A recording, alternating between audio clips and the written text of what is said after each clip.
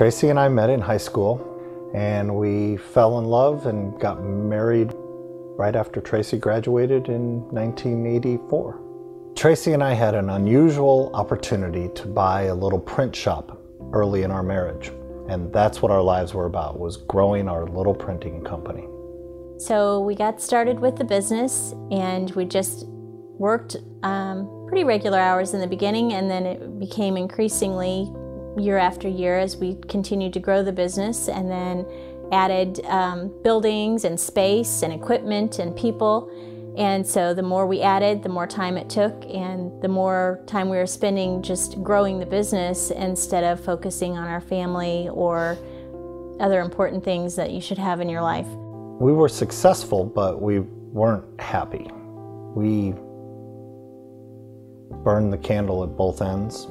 We almost avoided connecting with each other on a personal level anymore. It was just, we were business partners. Late in the 90s, the debt load, the people, the businesses, everything we were chasing was totally unsatisfying. We were just losing a grasp on it all. And I just had always known we were going to get a divorce. Didn't know why, really. I didn't have a good reason. I just really didn't deserve Tracy and her love, and I couldn't accept it. So I was going to run from it. So I went and saw an attorney and laid out the plans and took Tracy out for lunch and explained how we were going to separate and be divorced.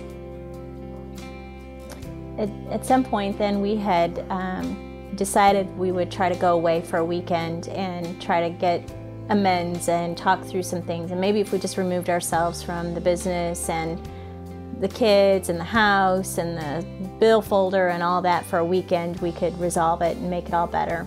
We spent time talking and asking each other if we wanted to work this thing out or what we were doing and all this madness. And that's when things started to change. So we started going to church again, and it was good. And we began, growing in our faith a little bit.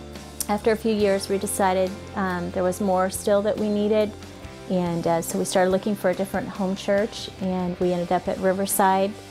And I think it was maybe on the second or third week there, Pastor John started talking about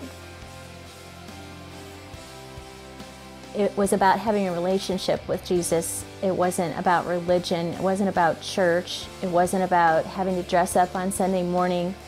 It was about your relationship with Jesus Christ. And that was another very pivotal moment for me, and I think in our relationship, both repairing and healing our marriage and just growing deeper in our faith.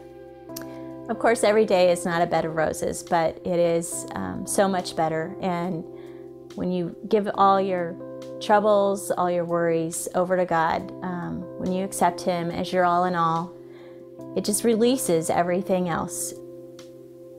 Yeah, He put our marriage back together again. Once we took our hands off the steering wheel and gave it over to Him, it wasn't instant and it wasn't easy, but He put it back together for us, and He keeps it together for us.